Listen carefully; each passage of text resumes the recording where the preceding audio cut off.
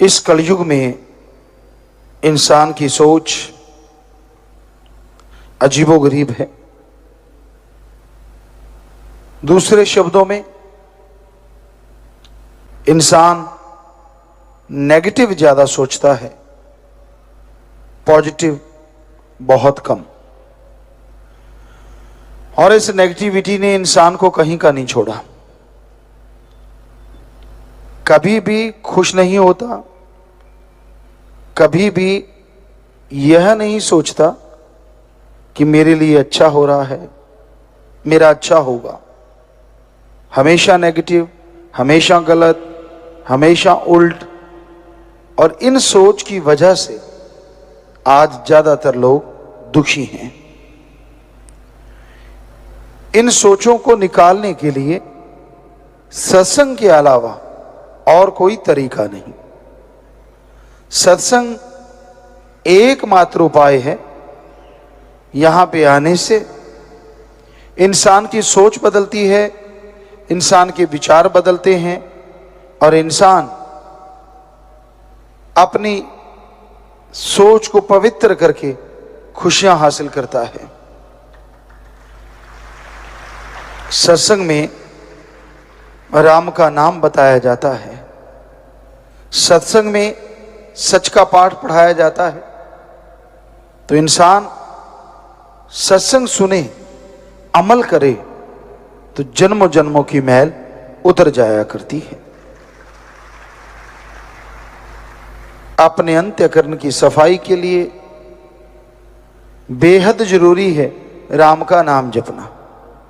जब तक आप राम का नाम नहीं जपते, आपका अंतःकरण साफ नहीं होगा। और जब तक हृदय साफ नहीं, तो सद्गुरु उस मालिक के नूरी स्वरूप को आप नहीं देख सकते, नहीं जान सकते।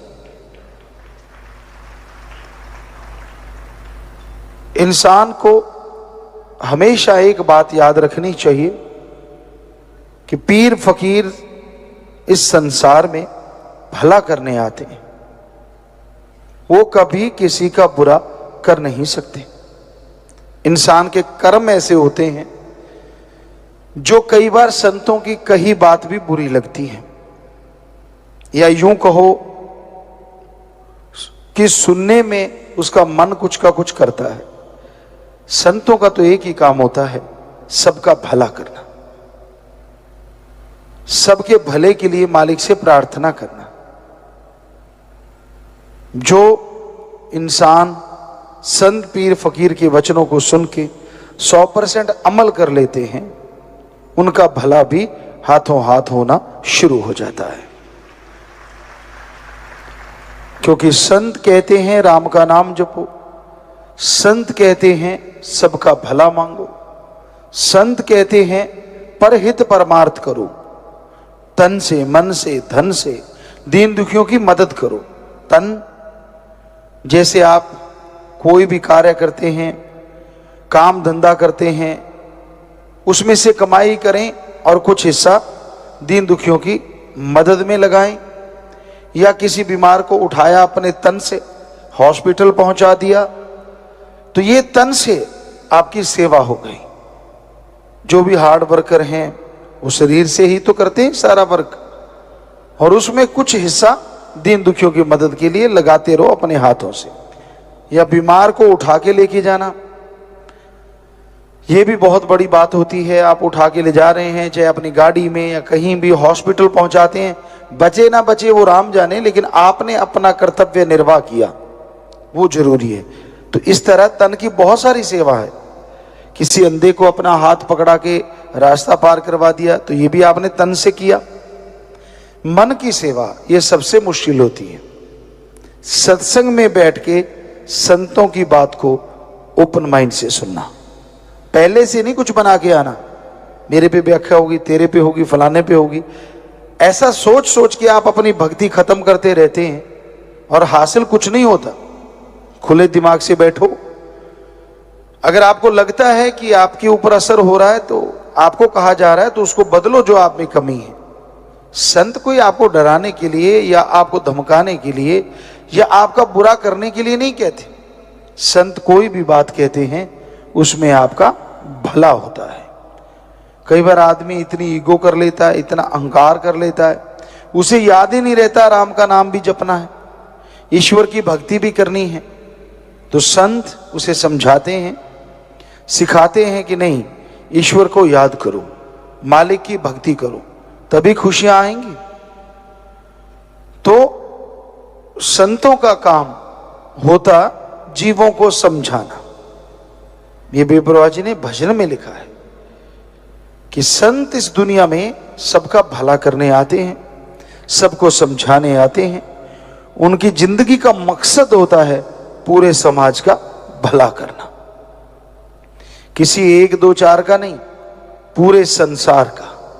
चाहे उन्हें कोई मानने वाला हो चाहे ना मानने वाला, उनका तो एक ही मकसद होता है कि उस भगवान की प्रजा कैसे सुखी रहे।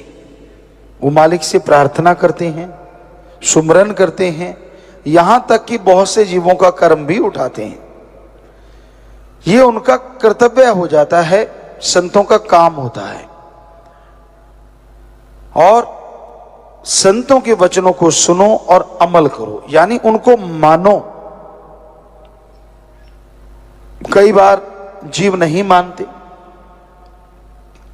संत समझाते रहते हैं, रब का नाम जपा करो भाई, सेवा किया करो भाई, नहीं करते, नहीं राम का नाम जपते, तो परेशानियां आ जाती हैं, दुख मुसीबतें सामने खड़ी हो जाती हैं। संत बोले सहज सुभाए, संत का कहा बिरथा ना जाए। यानी संत पीर फकीर अगर अचानक भी कह दें तो उनका कहा हुआ व्यर्थ नहीं होता, उसका कोई मतलब होता है। और संत जिसको सिखाएं उसको तो 100% सीखना चाहिए।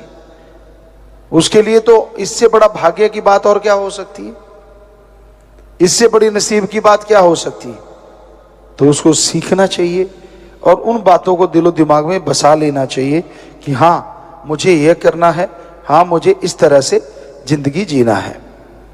तो संतों की बात सुन के अमल करना सीखो। सत्संग में बैठना बड़ी बात है। आप चल के आते हैं, सत्संग सुनने आते हैं, कोई सतगुरु राम के इश्क में आके बैठते हैं, पर बहुत ऐसे भी होते हैं जो अपनी इच्छाएं लेके आते हैं, जिसे कहते हैं मन्नत, कि भाई ये मेरी मन्नत पूरी हो जाए, ये मेरी बात पूरी हो जाए तो मैं सत्संग सुनूंगा, अगर मेरा ये हो गया तो फिर मैं ज्यादा तो इसमें एहसान क्या है भाई? पहले तो बात ये है, आप ज्यादा सुनोगे तो उसका और ज्यादा फायदा लेके जाओगे। आप इस पे ये तो नहीं कह सकते कि जी देखो भगवान, मैं तेरी सत्संग सुनने आया और मुझे इतना कुछ मिला तो मैं 10 और सुनूंगा, तो उसमें 10 का और 1000 गुना तेरे को ही फायदा मिलने वाला है। ना तेरे से कोई पैसा, ना तेरे से कोई चढ़ावा, पर जब सुनते हो तो अमल करना सीखो। सुनते रहना ये नहीं है कि उसका फायदा नहीं है, 100% है। आगे आत्मा के लिए कोई रुकावट खड़ी नहीं होगी जो ज्यादा सत्संग सुनते हैं और जो सत्संग के आशिक होते हैं। लेकिन सुन के अमल करना बेहद जरूरी होता है। सुन के वचनों को मानना जरूरी होता है। सुन के मानते नहीं, वो दुखी होते हैं, परेशान होते हैं, उन्हें तकलीफ आती रहती है। तो संतों के वचन सुन के अमल करना सीखो। जो आपकी जिंदगी का रास्ता है उस पे चलना सीखो। सेवा करो, सुमरन करो और मालिक से मालिक की औलाद का भला मांगते हुए आगे बढ़ते जाओ। यकीनन मालिक आपका भला ही नहीं करेंगे बल्कि आपके आने वाली कुलों का भी उद्धार जरूर कर देंगे। परम पिता परमात्मा कण कण में, जर्रे जर्रे में जो मौजूद है, हर किसी के दिलो दिमाग की वो जानता है।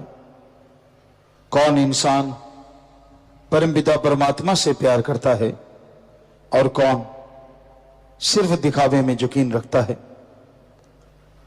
जरूरी है श्रद्धा भावना से उस प्रभु को याद किया जाए, क्योंकि जितनी श्रद्धा भावना से आप उसे याद करेंगे उतना ही वो ज्यादा खुशियां बख्शेगा, गम दुख दर्द चिंताओं को मिटा डालेगा और इस काबिल आपको बना देगा कि अंदर बाहर उसके रहमो करम के नजारे मिलने शुरू हो जाएंगे।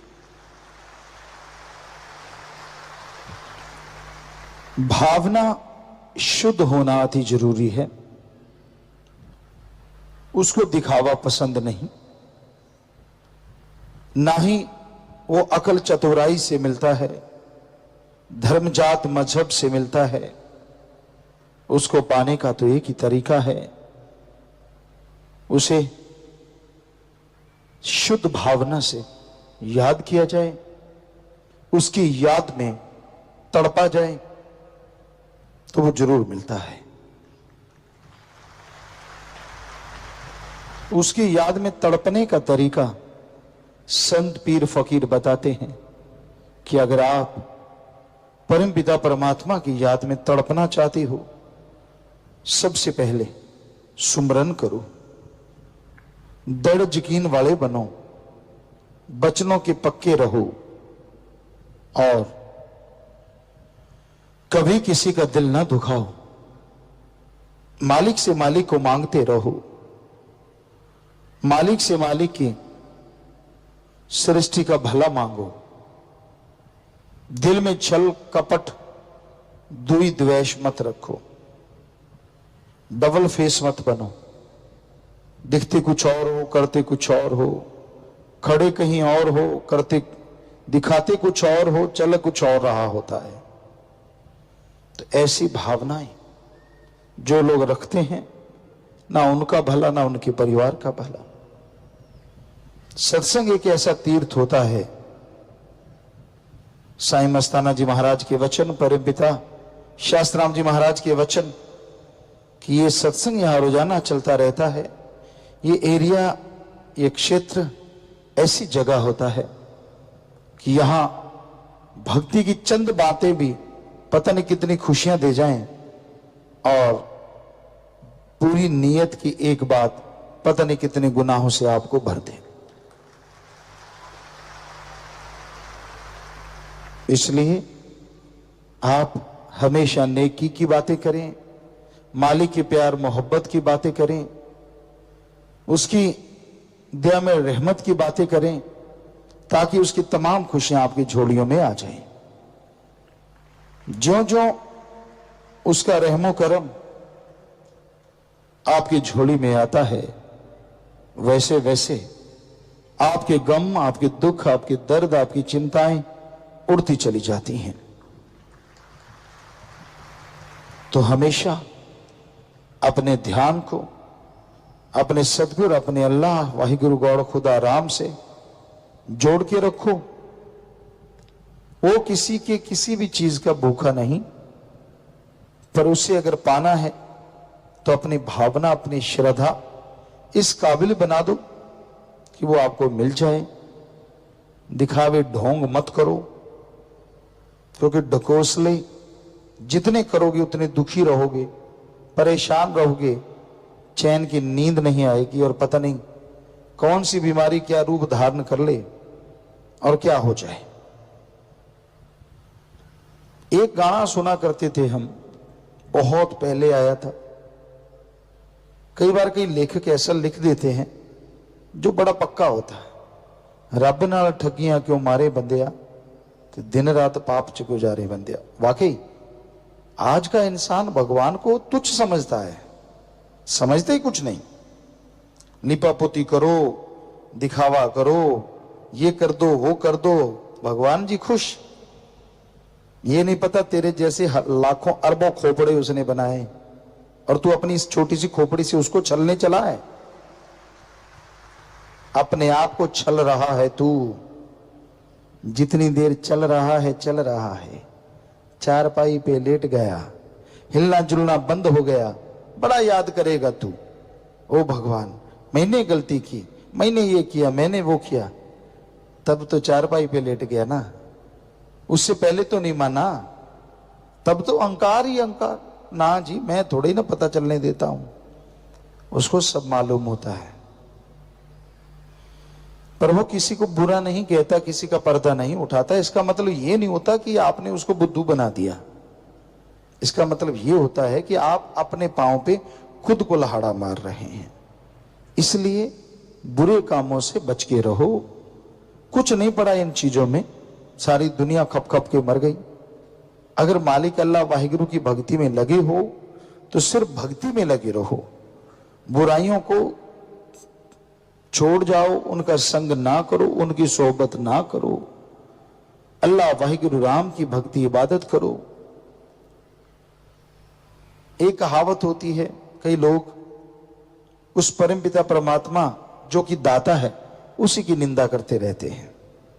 कहीं सिर जोड़ के बैठ गए, सारा सारा दिन, सारा सारा टाइम, भूल जाते हैं अपनी औकात, भूल जाते हैं अपना सब कुछ। क्या था तेरे पास, किसने दिया, किसने पहुंचाया, सब भूल जाते हैं। पर ऐसे इंसान ज्यादा समय सुखी नहीं रह पाते, क्योंकि वो उस अल्लाह राम की निंदा कर करके, भगवान की कर करके अपनी बेड़ी में बट्टे डालते जाते और एक दिन बेड़ी भर के डूब जाती है, फिर कुरलाते रहते हैं, चिल्लाते रहते हैं। तो ऐसे कर्म करने वालों के लिए दाता रहबर ने भजन बनाया, कर्म करो खोटे पड़ेंगे बड़े सोटे, किसी पूछनी नहीं बात रे, कि मान जाइए मत कीजिए ऐसे कर्म, वरना उसकी बेआवाज लाठी पड़ेगी और आवाज ही आवाज रह जाएगी। तो संतों का काम समझाना होता है, बताना होता है। चतर चालाकी संतों से, फकीरों से करते हो, डबल फेस, ट्रिपल फेस, कितना कहें, कितने फेस होते हैं लोगों के, दिखते कुछ और, दिखाते कुछ और, कहते कुछ और, सोचते कुछ और, करते कुछ और। गिरगिट भी शर्मा के गायब हो गया। आज की दुनिया में लोग इतने ज्यादा चालबाज, पल पल में रंग बदलने वाले बन गए। ठीक है, आपकी मर्जी है, हमारा तो बताना फर्ज है। सुधर जाओगे तो जो जिंदगी रह रही है उसमें खुशियां पालोगे, नहीं सुधरोगे तो नरक यहां भी तैयार और आगे भी तैयार है। कई कह देते हैं कि जिसने गुरुमंत्र ले लिया साईं मस्ताना जी महाराज के वचन, एक पैर यहां वहां, दो पैर में जगह है, एक यहां है तो एक वहां है, काफी दूरी तय करनी है दूसरे पैर तक जाने के लिए। अगर भक्ति करते हो, वचनों के पक्के हो, तो वाकई कोई दूरी नहीं, एक पैर यहां रखा और दूसरा वहां पहुंचोगे सीधा सचखंड। और अगर करते रहे छल कपट, यहां तो चलो कोई बात नहीं, पर्दा है, रूहानी मंडलों पे आपको उल्टा लटकाया जाएगा। कई सोचते हैं जिसने नाम लिया क्या उसको भी, जी हां, जो वचनों के परखच्चे उड़ाते हैं बल्कि वो तो ज्यादा गुनाहगार हो जाते हैं। एक होता है अनजाने में पाप कर्म करता है, एक अच्छी तरह पढ़ा लिखा जानबूझ के यानी भक्ति करता है, पता है सेवा सुमन सत्संग का, फिर भी गलतियां करता है, फिर भी गुनाह करता है।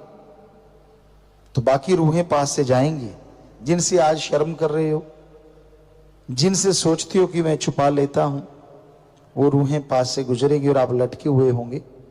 कहेंगे अच्छा इसने वो गुल खिला रखे हैं, स्क्रीन की तरह आपकी सारी चीजें वहां डायरेक्ट चल रही होंगी, रूहें खड़के भी देख सकेंगी कि इसके ये गुनाह है। फिर कैसे छुपाओगे बताइए। यहां तो चलो कमरे के अंदर चालाकी से, माइंड का यूज करके आप कुछ ना कुछ करते ही रहते हैं, चालबाज बनते हैं। कमरे के अंदर जाके हंसदे ने खिलखिले जेड़े रोवण गए यार कल नू, जमाने लेखा लेना फड़के तलवार कल नू। हंसी आती है ना फकीरों के बचनों पे, ऐसा टाइम आ जाएगा रोना भूल जाओगे, हंसना तो दूर की बातें हैं, हंसना तो क्या। हमारा काम तो बताना है। अच्छा है, सत्संग ध्यान से सुन के अपने कर्मों को बदल लो, नहीं बदलते तो यहीं भी वो तमाशा बन सकता है। हमारा काम है आगाह करना, सावधान करना। आगे कोई माने ना माने उसकी मर्जी है, हर कोई मर्जी का मालिक है। इस घोर कलयुग में मन और मनमते लोग ज्यादा प्रभाव डालते हैं। मन इंसान को जो कहता है, इंसान वही कार्य करता है। गुरु पीर फकीर जो कहता है, उसके बारे में कभी ध्यान नहीं देता। मन जालिम इंसान की करी कराई भक्ति को बर्बाद कर देता है। मन जालिम भक्ति खत्म कर देता है। मन इंसान की सोच बदल देता है, और मन के पीछे जो लग जाते हैं वो हमेशा तबाह बर्बाद हो जाते हैं। बेपरवाह जी फरमाया करते, मन और मनमते इंसान हमेशा प्रभु की भक्ति में विघ्न डालते हैं, रुकावट बनते हैं। जब आपको पता है कि फलां इंसान मन के कहने चलता है, फलां आदमी मन का सताया हुआ है, तो उनका संग, उनकी सोहबत कभी ना करो। क्योंकि बेपरवाह जी कहते, परछाई से भी दूर रहो। एक साधक एक मालिक से प्यार करने वाला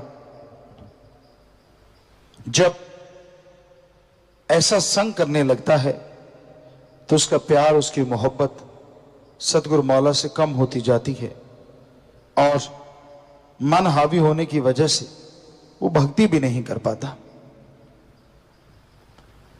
मन के विचार ही ऐसे हैं।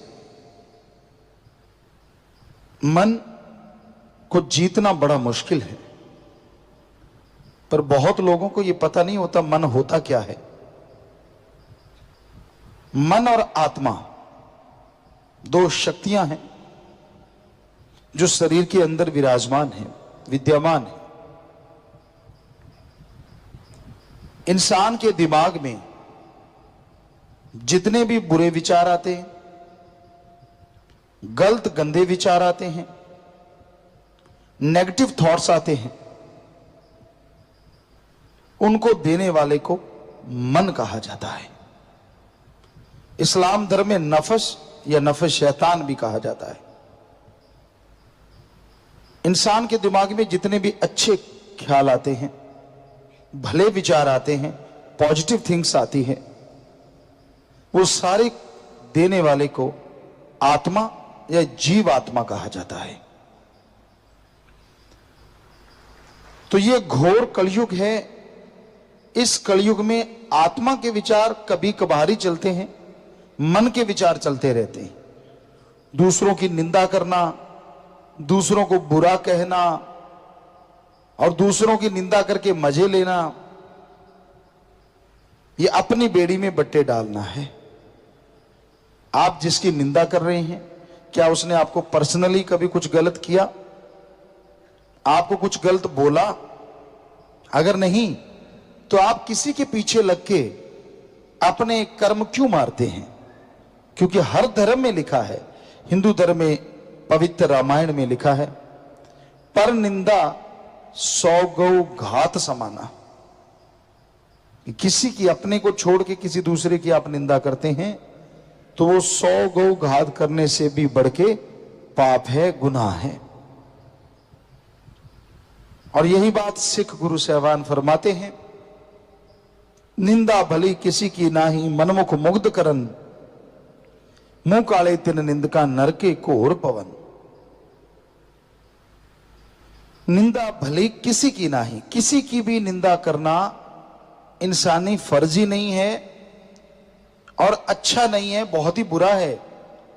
मनमुख मुग्ध करन, जो मन के कहने चलते हैं, मुग्ध कहते हैं जो मूर्ख होते हैं, अपने दिमाग से काम नहीं लेते, लाई लग पंजाबी च कहते लाई लग, तो वो मूर्ख करते हैं।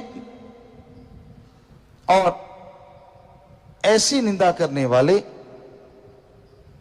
नरके घोर पवन, यहां भी जीते जी उनकी जिंदगी नरक बनी रहती है और मरणोपरांत भी वो नरकों में चले जाते हैं। तो इसलिए मन मनमते लोगों का संग सोहबत कभी ना करो। पलक पलक मन और, आप एक पलक झपकते हो, आपके विचार कहीं और होते हैं, अगली पलक झपकते हो, आपके विचार कहीं और चले जाते हैं। एक पलक झपकते मन आपको आसमान में ले जाएगा और अगली पलक झपकते यह रसताल धरातल पे ले आएगा। मन की गति बड़ी तेज है, प्रकाश की गति बहुत है, हवा की गति है, लेकिन मन की गति इन सबसे ज्यादा है। पर एक ऐसा भी है जिसकी गति मन से भी ज्यादा है, और वो है जीवात्मा, रूह, जो आपके अंदर है। मन काल की त्रिलोकी में ले जा सकता है, महाकाल तक ले जा सकता है, लेकिन आत्मा की गति स्पीड इतनी ज्यादा है कि वो भगवान परमात्मा तक ले जा सकती है। पर आप उसकी गति को, उसकी स्पीड को पहचानते ही नहीं। सारा दिन मनमते, आपकी इच्छा के अनुसार हो जाए तो गुरु अच्छा है, फकीर अच्छा है, भगवान बहुत बढ़िया है, और आपकी इच्छा के अनुसार नहीं होता तो वही गुरु वही फकीर कुछ भी नहीं है। आप क्या क्या गुल खिलाते हैं, क्या क्या बुराइयां करते हैं, वो नहीं आपको याद रहता। बस आपको तो ये होता है कि मैंने कहा, मेरे को ये होना चाहिए, वो होना चाहिए। 100 में से 99 इच्छाएं आदमी की पूरी हो जाएं, उतनी वाह भगवान परमात्मा की नहीं करता अगर एक इच्छा पूरी ना हो जितनी निंदा करता है। वो 99 सब भूल जाता है। जो परोपकार हुए, जो दया में रहमत हुई, जो कोई कमी नहीं रही, वो सब भूल गया। सिर्फ एक अगर बात पूरी नहीं हुई तो फिर बस उसके अवगुण गाता रहता है और अपनी करी कराई भक्ति को तबाह बर्बाद करता रहता है। मिलजुल के सिर जोड़ जोड़ के बातें करना, हर टाइम बुरी गलत बात करना। अरे आप भक्त हैं, आपको कोई गलत बोले तो उसको सही करना तो आपका फर्ज है, पर किसी के पीछे लग के वैसा ही हो जाना तो अपने इखलाक से गिरना है, अपनी खुशियों से मुंह फेरना है। इसलिए मन के कहे चलो मत कोई, गुरु कहे करो तुम सोई, यह भव में गोते खिलवावे, यह गुरु से बेमुख करवावे। मन का कोई भरोसा नहीं भाई, कब आपको चारों खाने चित कर दे। पीर फकीर कहते हैं कि वाहिगुरु राम अल्लाह गौड़ की भक्ति करो, उसकी तरफ ये मन आने नहीं देता। सबका भला करो, सबकी सेवा करो, उसकी तरफ मन आने नहीं देता। बचनों पे पक्के रहो, सेवा सुमन करो, उस पे चलने नहीं देता। झूठ छल कपट दिखावा ठगी बेईमानी भ्रष्टाचार की तरफ मन जब चलता है तो शाबाशी देता है कि चल चल कुछ नहीं होता, सारी दुनिया कर रही है, अगर तू करेगा तो क्या फर्क पड़ जाएगा, इत्यादि इत्यादि बातें मन करता रहता है। इसलिए भाई मन की ना सुनो, राम अल्लाह परमात्मा की बात सुनो जो फकीर बताते हैं, और उसको सुन के उस पर अमल करो।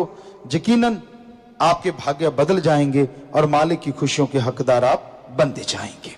भगवान का नाम ही सुखों की खान है। जब इंसान भगवान का नाम लेता है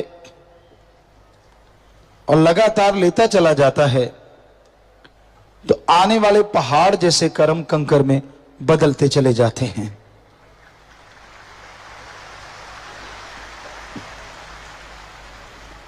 अपने भावना का शुद्धिकरण होता चला जाता है और इंसान इस काबिल बन जाता है कि उसे अंतःकरण में नजारे मिलने शुरू हो जाते हैं।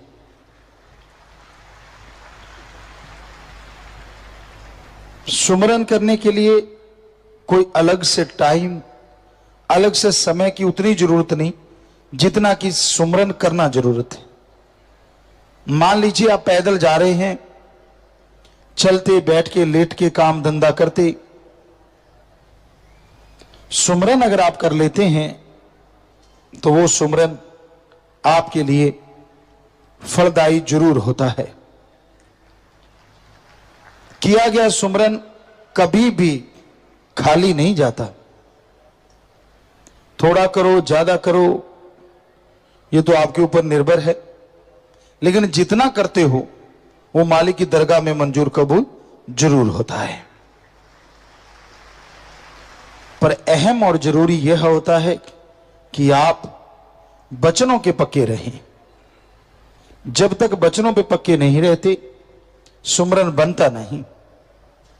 मालिक तो दया के सागर, रहमत के दाता, वो तो रहमो करम करते ही रहते हैं और करते ही रहेंगे। लेकिन अगर रूहानी स्वरूप के नजारे लेने हैं, नूरानी स्वरूप के, तो अपने अंतःकरण में उस परम पिता परमात्मा को पैदा करो, शुद्ध भावना से, दृढ़ यकीन से उसकी भक्ति करो, तो आप अंदर से रूहानी नजारे देख सकते हैं। और वो नजारे ऐसे नजारे हैं जिनकी कल्पना नहीं हो सकती, जो लिख बोल के बताए नहीं जा सकते। तो ये बहुत जरूरी है कि आप शुद्ध भावना से, दृढ़ यकीन से मालिक के नाम का सुमरन किया करें। जितना समय आप सजने संवरने में लगाते हैं, काश उससे आधा समय भी अगर ओम हरि सतगुरु की भक्ति में लगा दो, तो यहां भी खुशियां और आगे की खुशियों के नजारे नजर आने लगे। ये इंसान पे निर्भर करता है, वो कितना अपने गुरु पीर फकीर के वचनों को मानता है। जितना मानेगा उतनी ही खुशियां हासिल कर लेगा, और जितना नहीं मानता उतना ही मालिक की दया में रहमत से दूर होता चला जाता है। जब इंसान का मन हावी होता है तो फिर मनमते लोगों की बात जल्दी सुनता है, गुरु पीर फकीर की बात को नहीं मानता।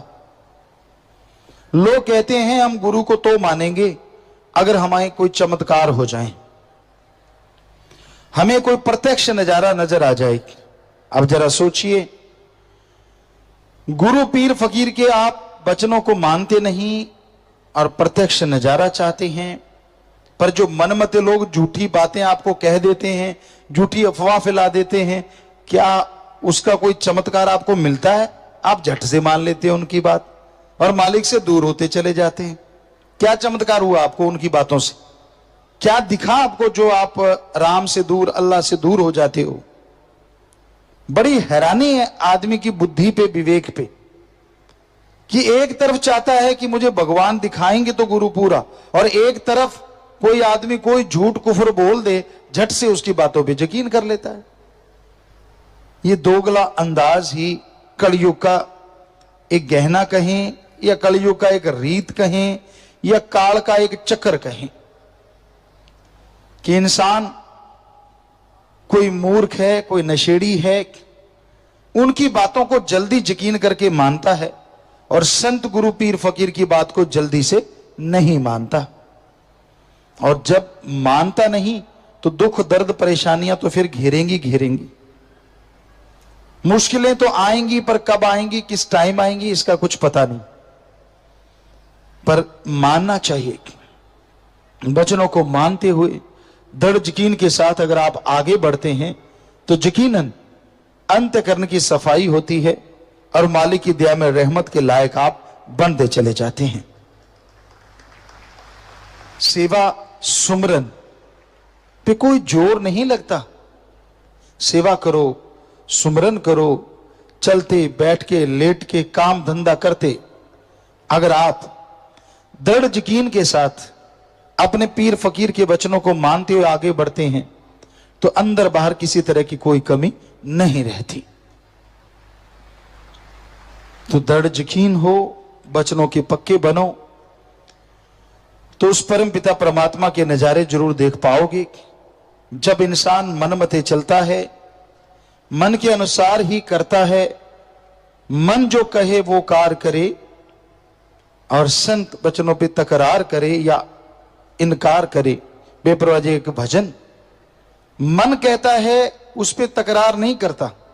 थोड़ा सत्संगी लोग करते हैं, यार मैं नहीं करूंगा, मन मुझे तंग कर रहा, मैं नहीं मानूंगा। लेकिन एक ना एक समय ऐसा आ ही जाता है कि इंसान मन के आगे हथियार डाल देता है। और संत पीर फकीर कहते कि तू ये काम कर भाई, आपस में प्यार करो, आपस में बेगर्ज निस्वार्थ भावना से एक दूसरे की मदद किया करो, तो इंसान सुनता नहीं। तो आपको यह जानना जरूरी है कि आप सबसे बेगर्ज निस्वार्थ भावना से प्यार करो। लड़ाई झगड़ा नफरत ये कभी ना करो, क्योंकि लड़ाई झगड़ा नफरत ही इंसान को दूर करती है मालिक से, इंसानियत से, सुख शांति से, परमानंद से। तो ये बहुत जरूरी है कि आप अपने अंतःकरण की सफाई करें और संत पीर फकीर जो कहते हैं उनके वचनों पे अमल करें, दृढ़ यकीन के साथ आगे बढ़ें, ताकि मालिक की तमाम खुशियों के हकदार आप बन सकें। हर आदमी के अंदर खुशियों के भंडार हैं, दया में रहमत के भंडार भरे हुए हैं, पर ये तभी मिलते हैं जब इंसान संत पीर फकीर की बात पे अमल करते हैं। और वो अमल करना, सेवा करो, सुमरन करो, सबका भला मांगो। जो इन बातों को मानते हैं वो मालिक की दया में रहमत के पात्र बन जाते हैं, उन्हीं पे मालिक की दया में रहमत बरसती है।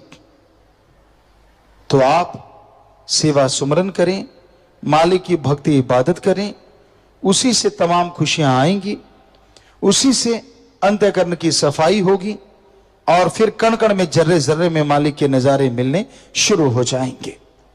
इस घोर कलयुग में इंसान मन इंद्रियों के गुलाम है, उसी में दिन रात फंसे रहते हैं, उलझे रहते हैं। किसी को काम वासना, तो किसी को क्रोध, किसी को लोभ मोह, किसी को अहंकार, मन और माया, ऐसा चक्कर घिन्नी करते हैं, इस तरह अपने में उलझा लेते हैं कि मालिक की और नेकी की बातों को पास फटकने नहीं देते। इंसान उलझे रहते हैं, इन्हीं सातों के चक्कर में, इन्हीं के चक्रव्यूह में फंसे रहते हैं। उस भगवान को, अल्लाह, राम, ईश्वर, गॉड, खुदा, रब को याद करना, उससे इतनी प्रीत रखना, इतना प्यार रखना कि उसके बिना आंखों में कोई आन ही ना पाए। कोई ऐसा कर पाता है, बहुत मुश्किल है। दुनियादारी की हवा और इन सातों का चक्रव्यूह, इससे निकलना कोई आसानी की बात नहीं है। भाग्यशाली हैं जो इनसे निकल के सतगुरु अल्लाह राम से प्यार करते हैं, मोहब्बत करते हैं। दुनिया से सबने जाना है, वो समय कब आना है किसी को मालूम नहीं। पता नहीं कब बुलावा आ जाए और इंसान को जाना पड़े। लेकिन जीते जी जो नेकी करते हैं, जीते जी जो भलाई करते हैं, जीते जी जो अल्लाह वाहिगुरु राम की भक्ति इबादत करते हैं, उनका नाम दुनिया गाए ना गाए, लेकिन दोनों जहां में उनकी जय जयकार जरूर होती है। भगवान की दरगाह में बहुत ऊंचा दर्जा मिलता है। भगवान की दरगाह में लोग उसे नमस्कार करते हैं, रूहों की पहचान होती है। हर कोई सजदा करता है, वाह यार ये ओढ़ निभा गया। यानी जैसी भगवान से प्रीत लगाई वैसी आखिर तक निभा देना, यही बहादुरी है। इसमें तरह तरह की रुकावटें आती हैं। कभी बाल बच्चों का चक्कर, वो ढंग से नहीं खिला पिला रहे, कभी खुद का परेशानियां, कभी जमीन जायदाद का चक्कर, बहुत सी घरेलू परेशानियों से आदमी घिरा रहता है। तभी तो गुरु सेवाओं ने फरमाया, बत कुंवारी ना थी यही पछुताओ, कि जब बचपन होता है वो अपने आप में एक अलग ही मस्त जिंदगी होती है।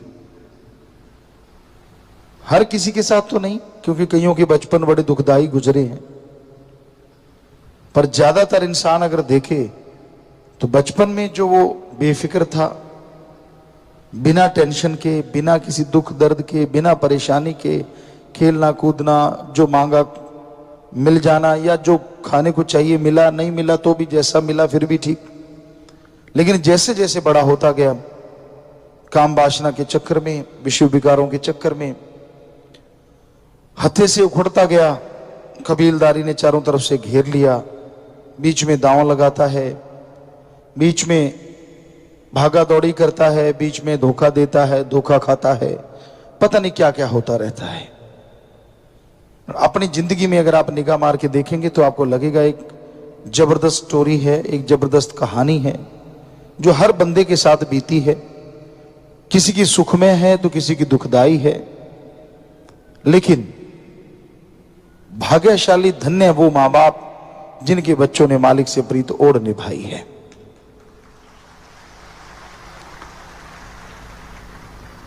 इतनी दुखदाई जिंदगी में, इतनी चक्रव्यूह में फंसे होने के बावजूद जो ईश्वर की भक्ति करते हुए ईश्वर से प्रीत ओढ़ निभा देते हैं, उनसे भाग्यशाली कोई दूसरा हो ही नहीं सकता। और उनकी वजह से जब वो ओढ़ निभा के जाते हैं तो आगे दरगाह में जो रूहें उल्ट फंसी होती हैं या किसी जूनों में, तो मालिक रहमो करम करके पूर्ण गुरु पीर फकीर की उस रूह को हुक्म दे देते हैं कि अपनी रूहों को साथ ले जा। तो अपने पिछले बुजुर्गों को, फंसी हुई रूहों को भी निकाल के ले जाते हैं। इसलिए भी जय जयकार होती है। तो ये कोई मालिक से प्रीत लगाना बड़ा आसान है, लगा के ओढ़ निभाना मुश्किल है, लेकिन इसका मतलब असंभव नहीं है। तो मालिक का प्यार मोहब्बत की जाग हमेशा लगती रहे, सुमरन करते रहो, सेवा करते रहो और अंत्यकरण में तड़प रखो। पता नहीं वो सपने में कब दीदार दे जाए, पता नहीं वो जागते हुए कब मिलके मिलनसार बना जाए, और वो पता नहीं कब नूरी दर्श दीदार से माला माल कर दे। ये उस मालिक की मर्जी है। इंसान कह तो देता है मैं तो घंटा सुबह शाम सुमन करता हूं, बहुत भक्ति करता हूं, मुझे मिला क्यों नहीं? क्योंकि बाकी घंटों में पता नहीं क्या क्या करता है, पता नहीं बाकी जिंदगी जो गुजर गई उसमें क्या क्या गुल खिलाए। बड़ा उतावला हो गया भगवान को पाने को, घंटा सुबह शाम देखिए ताने देने लगा, उलाने देने लगा, मुझे मिलता क्यों नहीं? और जो जो गुल खिलाए हैं, कितने घंटे बर्बाद किए, कभी उनका जिक्र किया? कभी वो दिमाग में आया यार मैंने क्या क्या कर रखा है? फिर क्या हो गया? अगर भगवान नहीं आ रहे फिर भी सुकून तो देते हैं, चैन तो देते हैं, अंदर खुशी तो देते हैं, जीने की राह तो आसान बना देते हैं, पहाड़ जैसे कर्म कंकर में तो बदल देते हैं। वो तो शुक्राना नहीं करता। एकदम से 10वां द्वार खुले और मुझे नूरी स्वरूप दिख जाए, बस ये चाहना है। चाहना करना कोई बुरी बात नहीं, लेकिन ये तो उसकी मर्जी है ना, आप उसके काबिल कब बने, कब उसके लायक बने और वो नूरी स्वरूप भगवान आपको दिखाए। पर उससे पहले ये हो नहीं सकता कि भक्ति करने वाले, सेवा करने वाले और वचनों पे पक्के रहने वालों को मालिक अपनी झलक ना दिखाए। वो दिखाता रहता है कहीं ना कहीं, किधर ना किधर, कोई ना कोई उनका इशारा आता रहता है। उसको पकड़ो ना पकड़ो ये तो आपकी मर्जी है, लेकिन ऐसा संभव है कि वो जरूर दिखाता है, हर हाल में दिखाता है। तो उससे प्यार करो भगवान से। पर भगवान से प्यार अगर बढ़ाना चाहते हो तो उसकी बनाई औलाद से जरूर प्यार करो। उसकी औलाद, सृष्टि की सेवा जितनी करते जाओगे उतनी मालिक की खुशियां आपकी झोली में आती जाएंगी।